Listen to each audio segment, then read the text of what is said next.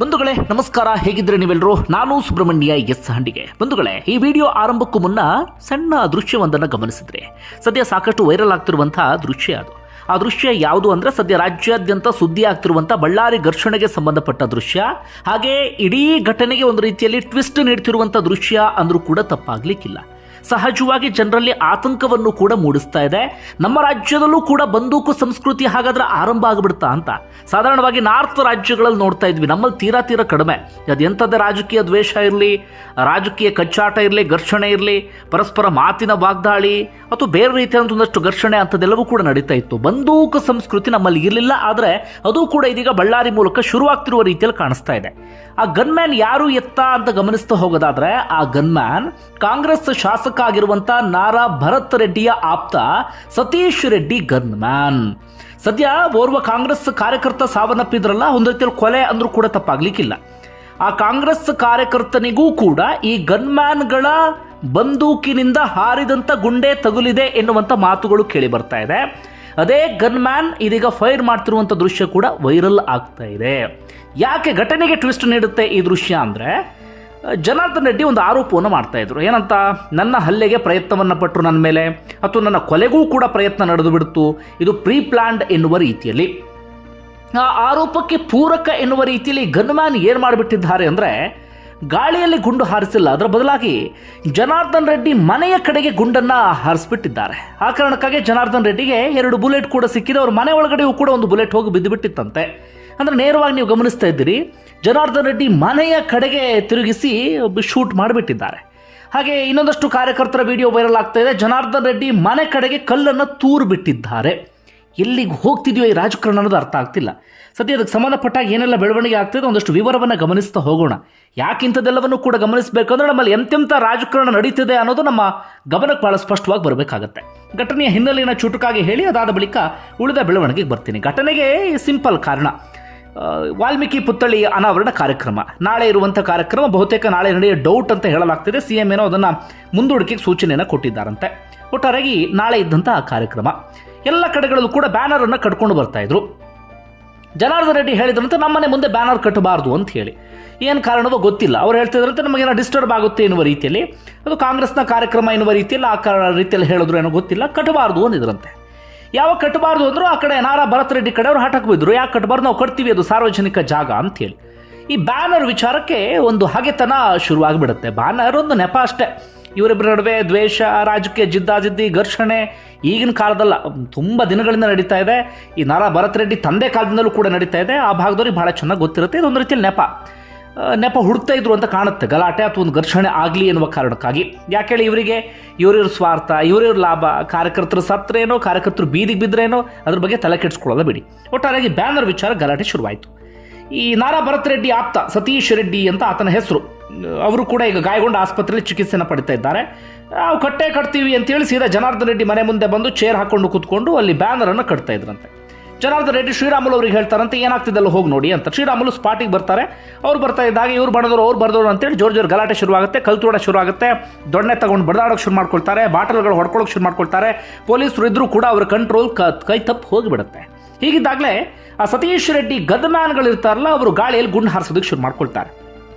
ಪೊಲೀಸರು ಕೂಡ air fire ಮಾಡ್ತಾರೆ. ಆದರೆ ಪೊಲೀಸರಿಂದ ಯಾವುದೇ ರೀತಿಯಲ್ಲೂ ಕೂಡ ಅಲ್ಲಿ ಹಾನಿಯಾಗಲಿ ಅಥವಾ ಯಾರಿಗೂ ಅದು ತಗೊಳ್ಳೋದಾಗಲಿ ಅಂಥದ್ದೇನೂ ಕೂಡ ಆಗಲಿಲ್ಲ. ಆದರೆ ಅಲ್ಲಿ ಇವರು ಗಾಳಿಯಲ್ಲಿ ಗುಂಡು ಹಾರಿಸೋಕೆ ಶುರು ಮಾಡ್ಕೊಂಡು ಬಿಡ್ತಾರೆ. ಒಂದು 12 ಸುತ್ತೋ 13 ಸುತ್ತೇನೋ ಗುಂಡನ್ನು ಹಾರಿಸಿದ್ದಾರಂತೆ. ಅದರಲ್ಲಿ ಒಂದು ಗುಂಡು ಹೋಗಿ ಕಾರ್ಯಕರ್ತ ರಾಜಶೇಖರ್ ಬೆನ್ನಿಗೆ ತಗುಲಿ ಬಿಟ್ಟಿದೆ. ಬರೀ 28 ವರ್ಷ, ಮನೆಯಲ್ಲಿ ಭಾಳ ಬಡತನ ಇತ್ತು, ಭಾಳ ಕಷ್ಟ ಇತ್ತು. ಆ ವ್ಯಕ್ತಿ ಸ್ಪಾಟಲ್ಲೇ ಸಾವನ್ನಪ್ಪು ಬಿಡ್ತಾರೆ. ನೋಡಿ, ಹಿಂಗಾಗಿದ್ದು ಘಟನೆ ಇದು. ಈಗ ಅದೇ ಚರ್ಚೆ ಆಗ್ತಿರೋದು, ಯಾರ ಬಂದೂಕಿನಿಂದ ಹಾರಿದಂಥ ಗುಂಡು ಅಂತ. ಅದನ್ನು ಕಂಡುಹಿಡಿಯೋದು ಭಾಳ ಕಷ್ಟ ಏನಲ್ಲ. ಮರಣೋತ್ತರ ಪರೀಕ್ಷೆ ನಡೆಯುತ್ತೆ. ಯಾವ ಬಂದೂಕಿನದ್ದು ಅಂತಲೂ ಕೂಡ ಸ್ಪಷ್ಟವಾಗಿ ಕಂಡುಹಿಡ್ಬೋದು. ಪೊಲೀಸರಿಗಾಗಲೇ ಹೇಳ್ತಿದ್ದಾರೆ ನಮಗೆ ಸಂಬಂಧಪಟ್ಟಿದ್ದಲ್ಲ, ಅದು ಖಾಸಗಿ ವೆಪನ್ನಿಂದಲೇ ಹಾರಿದಂಥ ಗುಂಡು ಅಂತ ಹೇಳಿ. ನೋಡೋದು ಸಂಬಂಧಪಟ್ಟ ಕ್ಲಾರಿಟಿ ಸಿಗಬೇಕು. ಸಿಕ್ಕಿ ಯಾರ ಕಡೆಯಿಂದ ಹಾರ್ತು ಅದಕ್ಕೆ ಯಾರು ಕುಮ್ಮಕ್ಕು ಕೊಟ್ಟರು ಅವರೆಲ್ಲರಿಗೂ ಕಠಿಣ ಶಿಕ್ಷೆ ಆಗಬೇಕು. ಬರೀ ಮಾತಿಗೆ ಕಠಿಣ ಕ್ರಮ, ಅದು ಮಾಡ್ತೀವಿ ಇದು ಮಾಡ್ತೀವಿ ಅಂದರೆ ಏನೂ ಪ್ರಯೋಜನ ಇಲ್ಲ. ಅವ್ರು ಯಾರೇ ಆಗಿರಲಿ ಅವ್ರ ವಿರುದ್ಧ ಕ್ರಮ ಆಗಬೇಕು. ಇನ್ನೊಬ್ಬರ ಬದುಕು ಅಂದುಬಿಟ್ರೆ ಇವರೆಲ್ಲರಿಗೂ ಆಟ ಆಗಿಬಿಟ್ಟಿದೆ, ಒಂದು ರೀತಿಯಲ್ಲಿ ಮಕ್ಕಳಾಟ. ಯಾರು ಸತ್ರ ಸಾಯಲಿ, ಕಾರ್ಯಕರ್ತರು ಏನು ಬೇಕಾದರೂ ಆಗಲಿ ಅನ್ನುವಂಥ ಮನಸ್ಥಿತಿ. ಕಾರ್ಯಕರ್ತರಿಗೂ ಅಷ್ಟೇ ಬುದ್ಧಿ ಇಲ್ಲ. ಅಧಿಕಾರಕ್ಕೆ ಏರೋದು ಇವರು, ಹೆಸರು ಮಾಡೋದು ಇವರು, ಲಾಭ ಮಾಡೋದು ಇವರು. ಇವ್ರ ಮಕ್ಕಳು, ಮೊಮ್ಮಕ್ಕಳು, ಮರಿಮೊಮ್ಮಕ್ಕಳು ಅಧಿಕಾರ ಹಿಡಿತಾನೆ ಇರ್ತಾರೆ. ಇವ್ರು ಬೀದಿಲಿ ನಿಂತ್ಕೊಂಡು ಜೈಕಾರ ಕೂಗ್ತಾನೆ ಇರ್ತಾರೆ. ಇಲ್ಲಿ ಕೊನೆಗೆ ಬಲಿ ಆಗೋದು ಇವರೇ, ಪ್ರಾಣ ಕಳ್ಕೊಳ್ಳೋದು ಇವರೇ. ಅದನ್ನು ಅವರು ಅರ್ಥ ಮಾಡ್ಕೊಳ್ಳೋದಿಲ್ಲ. ಅವ್ರು ಅರ್ಥ ಮಾಡ್ಕೊಳ್ಳದೆ ಇರುವಂಥದ್ದೇ ಇವರಿಗೆಲ್ಲರಿಗೂ ಕೂಡ ಲಾಭ ಬಿಡಿ. ಈಗ ಕಾರ್ಯಕರ್ತರು ಮನಸ್ಸಿಗೆ ಬಂದಾಗ ಬಳಸ್ಕೊಳ್ತಾರೆ, ಇವ್ರಿಗೆ ಏನು ಬೇಕಾದರೂ ಆಗಲಿ ಎನ್ನುವ ರೀತಿಯಲ್ಲಿ ಈ ರೀತಿಯಾಗಿ ಕಾರ್ಯಕರ್ತ ಬಲಿಯಾಗಬಿಟ್ರು. ಅದಾದ ನಂತರ ಈ ಘಟನೆ ಇದೀಗ ಕಂಪ್ಲೀಟ್ ರಾಜಕೀಯ ರೂಪವನ್ನು ಪಡೆದುಕೊಂಡಿದೆ. ಅವ್ರ ಮೇಲೆ ಇವ್ರ ಮೇಲೆ ಅವರು ಎನ್ನುವ ರೀತಿಯಲ್ಲಿ ಜಿದ್ದಾಜಿದ್ದಿಯನ್ನು ಶುರು ಮಾಡ್ಕೊಂಡು ಬಿಟ್ಟಿದ್ದಾರೆ. ಅದರಲ್ಲೂ ಕೂಡ ಕಾಂಗ್ರೆಸ್ ಶಾಸಕ ಭರತ್ ರೆಡ್ಡಿ ಅಂತೂ ಇನ್ನೊಂದು ಹೆಜ್ಜೆ ಮುಂದೆ ಹೋಗಿ ಅವರ ಮಾತುಗಳು ಅಬ್ಬಬ್ಬಬ್ಬಬ್ಬ, ಈ ಎಲ್ಲ ಇಷ್ಟು ದಿನ ನೋಡೇ ಇರಲಿಲ್ಲ ಅವರು ಇಂತಹ ಮಾತುಗಳನ್ನು. ಒಮ್ಮೆ ಹೇಳ್ತಾರೆ ಏನು, ನಾನು ಮನೆಯನ್ನೇ ಸುಟ್ಟು ಹಾಕಿಬಿಡ್ತಿದ್ದೆ ಎನ್ನುವ ರೀತಿಯಲ್ಲಿ. ಇನ್ನೊಂದು ಸಂದರ್ಭದಲ್ಲಿ ಹೇಳ್ತಾರೆ ಬಳ್ಳಾರಿಯನ್ನೇ ಭಸ್ಮ ಮಾಡಿಬಿಡ್ತಿದ್ದೆ ಎನ್ನುವ ರೀತಿಯಲ್ಲಿ.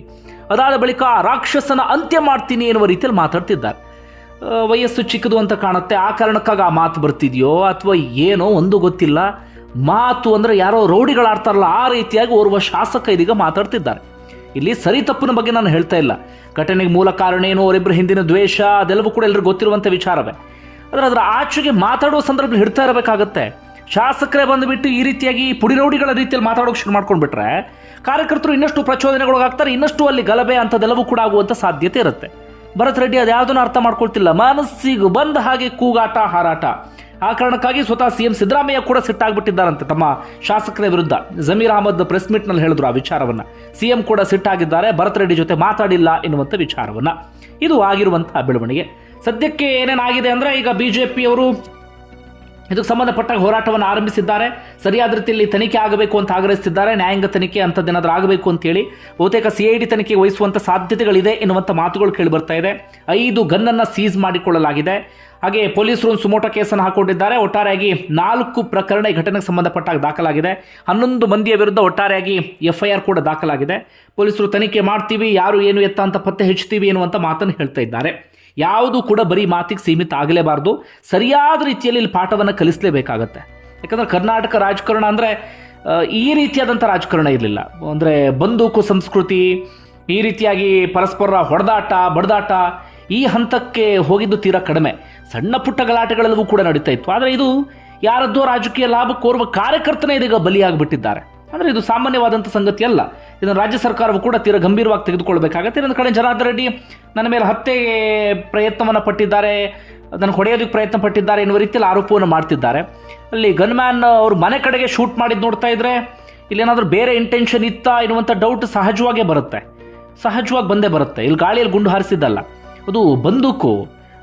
ಅದನ್ನು ತಗೊಂಡು ಶೂಟ್ ಮಾಡ್ತಾರಂದರೆ ಏನು, ಕಲ್ಲು ಹೊಡೆದ್ರೂ ಏನೋ ಸಣ್ಣ ಪುಟ್ಟ ಗಾಯ ಆಗುತ್ತೆ ಅನ್ಬೋದು. ಈ ಪಿಸ್ತೂಲ್ ತಗೊಂಡು ಶೂಟ್ ಮಾಡಿ ಯಾರಿಗಾರು ಬಿದ್ದರೆ ಏನು ಕತೆ, ಸತ್ಯ ಹೋಗಿಬಿಡ್ತಾರೆ. ಅಂಥ ಕೆಲಸವನ್ನು ಅಲ್ಲಿ ಗನ್ಮ್ಯಾನ್ಗಳು ಕೂಡ ಮಾಡಿದ್ದಾರೆ. ಏನು ಎತ್ತ ಅನ್ನೋದು ಹೊರಗಡೆ ಬರಬೇಕು. ನೋಡೋಣ ಮುಂದೆ ಏನು ಬೆಳವಣಿಗೆ ಆಗುತ್ತೆ. ಒಂದು ವೇಳೆ ನಿಮಗೆ ಏನಿಸ್ತದೆ ಕಮೆಂಟ್ ಬಾಕ್ಸಲ್ಲಿ ಮೆನ್ಷನ್ ಮಾಡಿ. ಧನ್ಯವಾದ ವಿಡಿಯೋ ನೋಡಿದ್ದಕ್ಕಾಗಿ.